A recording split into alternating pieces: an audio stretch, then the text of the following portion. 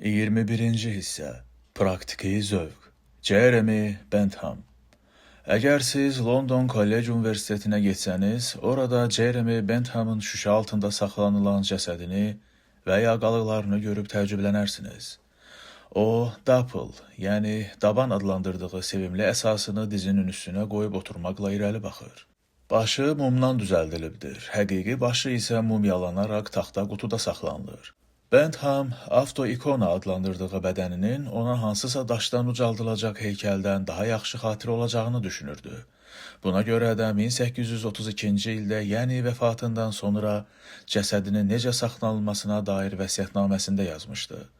Bu ideya həyata keçirilməsə də, Leninin cəsədi məhz o deyən üsulla mumyalanaraq hələ də xüsusi mavzoleydə saxlanılır. Benthamın bir sıra başqa ideyaları daha praktik əhəmiyyət daşıyıbdır. Misal üçün, Pantanik adlanan dairəvi həbsxana dizaynı. O, bunu quldurları səmimiyyətlə üyüdən maşın adlandırıb. Mərkəzdəki nəzarətçi qülləsi bir neçə nəzarətçinin çoxsaylı məhbusu nəzarətdə saxlamasına imkan verirdi. Məhbuslar isə nə zaman nəzarət altında olduqlarını bilmirdilər. Bu prinsip indi də bəzi həbsxanalarda və hətta kitabxanalarda da tətbiq edilir.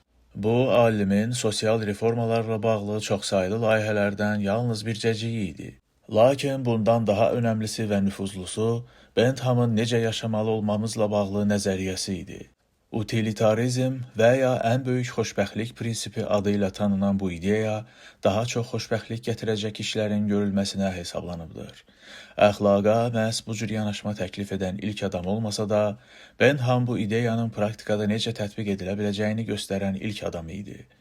İngiltərə qanunlarında o elə islahatlar aparmaq istəyirdi ki, onlar daha çox insana xoşbəxtlik gətirsin. Bəs xoşbəxtlik nədir?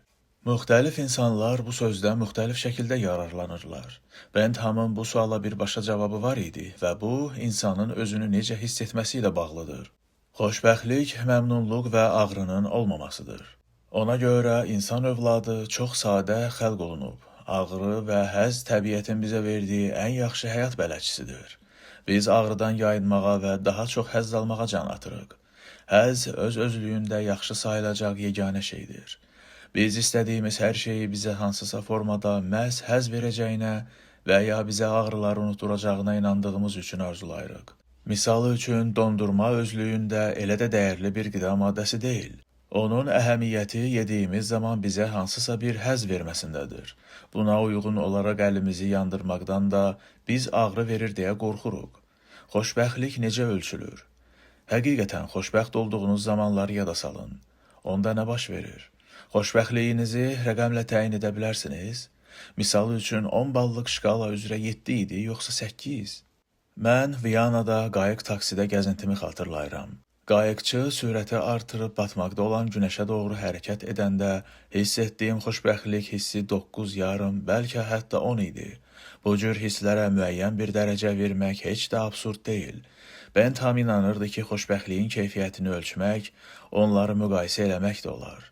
Xoşbəxtliyi ölçmək üçün istifadə üsula o, Felicific Calculus adı vermişdi.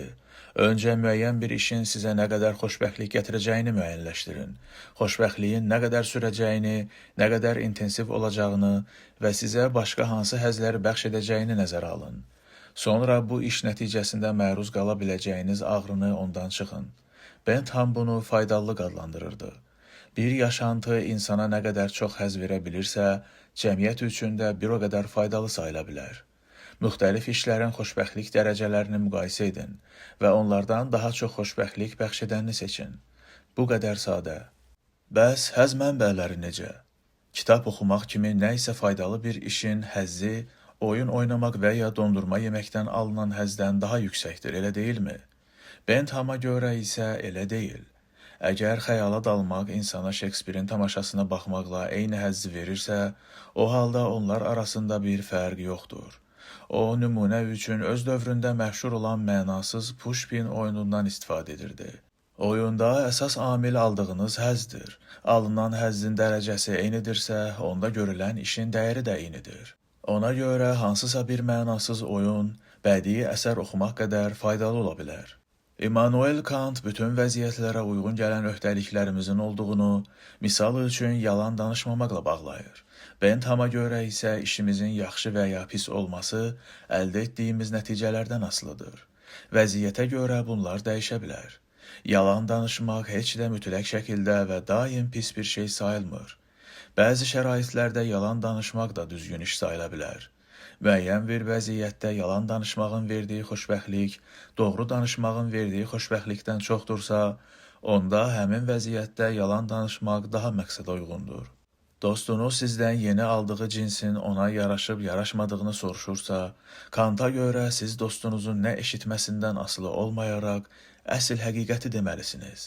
Halbuki Bentham'a görə hansı cavabın dostunuza daha çox sevinc bəxş edəcəyini mütləq nəzərə almalısınız. Əgər dostunuzun eşitmək istədiyi sırf müsbət rəydirsə, o zaman yalan danışmaq da olar. 18-ci əsrin sonunda Bentham'ın nəzəriyyəsi praktikada tətbiq edilməkdən ötürü radikal bir nəzəriyyə idi. Səbəblərdən biri də hər kəsin xoşbəxtliyi eyni şkala ilə ölçülməsi idi. Bentham'ın sözlərinə görə heç kim xüsusi mükəlləfiyyətə malik deyildi. Aristokratın aldığı həzz yoxsul fəhlənin aldığı həzzlə eynidir. Məsələ heç cəmiyyətin sosial quruluşunda da deyildi. Aristokratlar torpaqdan necə istifadə edilməsinə də böyük təsir göstərə bilirdilər. Bəzilərinin isə Lordlar Palatasında oturub İngiltərə qanunlarının nizamlanmasında iştirak etmək hüquqları var idi. Belələrinin Bentham'ın bərabərlik haqdakı sözlərindən narahat olması heç də təəccüblü deyildi. Güman ki, filosofun o dövr üçün ən radikal fikri heyvanların da hansısa xoşbəxtliyə malik olduğunu söyləməsi idi. Onlar da həzz və ağrını duya bildikləri üçün xoşbəxtlik məsələsində bərabər haqlara malik idilər. Heyvanların danışa və mübahisə edə bilməmələrinin elə bir fərqi yox idi. Amma güman ki, Kant üçün bu fərq önəmli idi.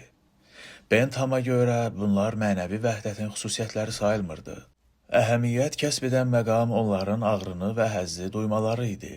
Bugünkü heyvan haqlarını müdafiə cəmiyyətlərinin fəaliyyətinin əsasında da məhz bu ideya dayanır. Təəssüf ki, Bentham'ın bu yanaşması və həzzin hər kəs üçün bərabər paylanma fikri güclü tənqidlərə məruz qalırdı. Robert Nozick eksperimental düşüncəni kəşf etmişdir. Sizə həyatı dolğun yaşamaq duyğusunu verən, lakin bütün ağrı acılara son qoyan virtual bir həyat maşını təsəvvür edin.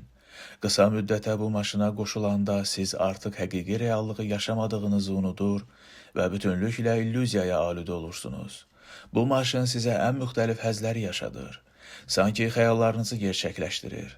Sizə dünya çempionatında həlledici qolu vurmanızı aşılayaraq bunun sevincini yaşadır və ya sizi ən çox arzusunda olduğunuz səyahətə yollayır. Sizə ən böyük həzzi verə biləcək hadisəni sizin xəyalınızda canlandırır və bu maşın sizi tam xoşbəxt etməyə qadir olduğundan Bentham'ın sözlərinə görə siz bütün ömrünüz boyu bu maşına qoşulu qalmalısınız. Həzzi artırıb ağrını azaltmağın ən yaxşı yolu da məhz bu ola bilərdi. Çox adam ara sıra bu maşına qoşulub müəyyən həzlər dadmağa razı olsa da, həyatda daha çox başqa nemətlər olduğu üçün hər adam bütün ömrü boyu bu maşına qoşulu qalmaq istəməzdi. Bu xəyali eksperiment Bentham'ın hər kəsin bütün fəaliyyətinin yeganə məqsədi ağrını azaldıb həzzi artırmaq iddiasının doğru olmadığını göstərir. Bu mövzu onun ən yaxşı şagirdi və sonralar tənqidçisinə çevrilən John Stuart Mill tərəfindən işlənmişdir. Bentham onu əhatə edən sosial problemlərin həlli yolunu axtarmaqla sırf öz dövrünə qapanıb qalmışdı. Georg Wilhelm Friedrich Hegel isə bir kənara çəkilib bütün insanlığın inkişaf istiqamətini yalnız yüksək intellektə malik insanların görə və anlaya biləcəkləri tarixi axını müşahidə bacarığını göstərmişdi.